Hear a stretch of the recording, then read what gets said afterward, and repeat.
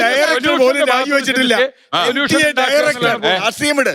NTA ഒരു director ഉണ്ട്, അയാളോടൊന്ന് ഇറങ്ങി പോവാനെങ്കിലും പറ. വിദ്യാഭ്യാസ മന്ത്രി രാജിവെക്കുന്നത് ഒരു രാഷ്ട്രീയപരമായ ഇതല്ല. ഞാൻ ഒരു ഏറ്റവും ബേസിക് എക്സാമ്പിൾ എന്ന് വെച്ചാൽ, എന്നെ ഒരു ജോലിക്ക് എടുത്തു. ആ ജോലിക്ക് ഞാൻ ഒരേ തെറ്റ് വീണ്ടും വീണ്ടും വീണ്ടും ആവർത്തിച്ചുകൊണ്ടിരിക്കുകയാണ്. ഓബ്വിയസ്ലി എന്നെ ഫയർ ചെയ്യും. പക്ഷെ ഇവിടെ അങ്ങനെ ഫയർ ചെയ്യാൻ ഒരു സിസ്റ്റം ഇല്ല. നിങ്ങൾ തന്നെ രാജിവെച്ച് പോകേണ്ട അങ്ങനത്തെ ഒരു സിസ്റ്റമാണ്. അപ്പോൾ ഒരു ജോലി നിങ്ങളെ എടുത്തിട്ട് നിങ്ങൾ വീണ്ടും വീണ്ടും അതിൽ ഫെയിൽ ആയിക്കൊണ്ടിരിക്കുകയാണ്. നിങ്ങൾ ആ ജോലി വെച്ചോണ്ടിരിക്കാൻ പറ്റത്തില്ല.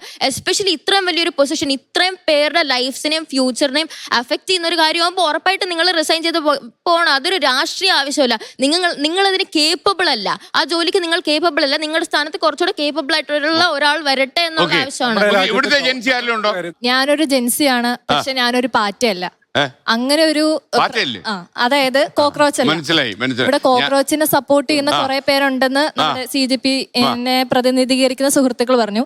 പക്ഷെ അവർ അൽഗോരിതത്തെ പറ്റി സംസാരിച്ചായിരുന്നു.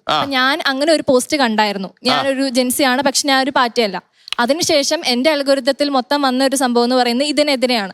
ഞാൻ പൊളിറ്റിക്സ് ബിയോണ്ട് പാർട്ടീസ് അങ്ങനെ നോക്കുന്ന ഒരാളാണ്. അങ്ങനെ വെച്ച് നോക്കുമ്പോൾ ഞാൻ ഒരു പാർട്ടിയാണ്. ഇവരിപ്പോ ഈ ചർച്ച വെച്ച് മൊത്തം കണ്ടത് വെച്ചിട്ട് ഇത് ഒരു പാർട്ടിയും CJP ഒരു മൂവ്മെന്റ് ആണ്, അത് മനസ്സിലാക്കാതെ അതൊരു പാർട്ടിയാണ്, വേറൊരു പാർട്ടിക്കെതിരാണ് ഒരു ഇവര്. അതെന്താണെന്നറിയാമോ? ഈ CJP വേണമെങ്കിൽ ഒരു പാർട്ടി ആകാം, BJPക്ക് അടുത്തേക്ക് വരാം. സാർ, പക്ഷെ ഇപ്പോ CJP മുന്നോട്ട് വെക്കുന്ന ആശയങ്ങള്, അവരുടെ മാനദണ്ഡങ്ങള് അവര് തമാശ രൂപേണ ഹാസ്യ രൂപേണയാണ് പറയുന്നതെന്ന് അവര് പറയുന്നുണ്ട്. അതുകൂടാതെ അവര് മുന്നോട്ട് വെക്കുന്ന കാര്യങ്ങളുണ്ടല്ലോ, നമ്മൾ ഡിസ്കസ് ചെയ്ത എല്ലാ കാര്യങ്ങളും വളരെ വാല്യുബിൾ ആയിട്ടുള്ള കാര്യങ്ങളാണ്. അതെല്ലാം ഞാൻ സപ്പോർട്ട് ചെയ്യുന്നുണ്ട്. പക്ഷെ ഞാൻ നേരത്തെ ആദ്യം പറഞ്ഞ ഒരു സ്റ്റേറ്റ്മെന്റ് പലരും പറയുന്നുണ്ടെങ്കിൽ അതിന് കാരണം അവരത് അവെയർ ആയിരിക്കില്ല.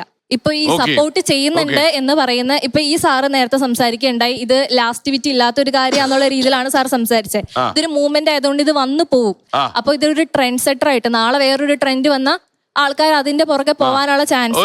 ഡിജിറ്റൽ ട്രെൻഡ് സെറ്റർ ആയിട്ടാണ് അതല്ല, ഇത് എന്തോ ആയിക്കോട്ടെ, ഞാൻ പറയുന്ന അവര് ഉയർത്തുന്ന ഏറ്റവും പ്രധാനപ്പെട്ട ഒരു ആവശ്യം എന്ന് പറയുന്നത് ഇന്ത്യൻ ജുഡീഷ്യറിയുടെ ഇൻഡിപെൻഡൻസും ഇന്റഗ്രിറ്റിയും സപ്പോർട്ട് ചെയ്യുക എന്നുള്ളത്.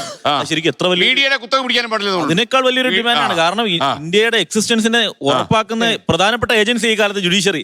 ആ ജുഡീഷ്യറിയിലാണ് ഗവർണറായിട്ടും നാളെ രാജ്യസഭ MP ആയിട്ടും പോകുമ്പോൾ സത്യത്തിൽ ഗവൺമെന്റിനെ അല്ലാതെ കരിവാഴ്ത്തേക്കുന്ന ഇന്ത്യൻ ഭരണഘടനയാണ്. കാരണം ഇന്ത്യൻ ഭരണഘടനയിലെ പ്രധാനപ്പെട്ട ഒരു ക്ലോസ് ആണ് ജുഡീഷ്യറിയുടെ ഇൻഡിപെൻഡൻസ് അഷ്യൂർ ചെയ്യുക എന്നുള്ളത്. അപ്പൊ സത്യത്തിൽ അത്തരം ദീർഘദർശിത്വമുള്ള ആശയങ്ങളാണ് ഇവർ മുന്നോട്ട് വെക്കുന്നത്. അത് പ്രതിപക്ഷം ഉയർത്തേണ്ടുന്ന ആശയങ്ങളാണ്. ശരിക്കും പ്രതിപക്ഷം എത്രയോ കാലമായിട്ട് ഉയർത്തിയിട്ടും കേൾക്കാത്ത ആളുകളുടെ മുന്നിലേക്കാണ് ഈ ആശയം വരുന്നത്.